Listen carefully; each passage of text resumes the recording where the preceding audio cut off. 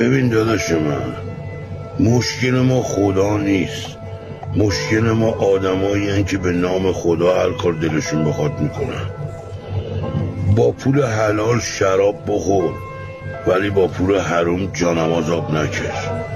همیشه 2 تا آدم حسابی رو تو زندگی برای خودت نگه دار. 2 تا 50 تومانی بهتر از 50 تا 2 تومانیه. میدونی کی دنیا قشنگتر میشه؟ وقتی مردم بفهمن اعتقاداتشون مثل مسواک شخصیه، اون هی بازو به خورد مردم ندن.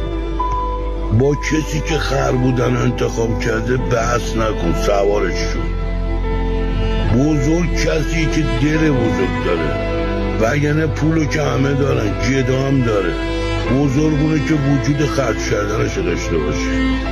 بعضی آدم ها ادای آدم خوبا رو در میارن، اما اینا تیغشون نمیبره، تیغشون دیگه کند شده.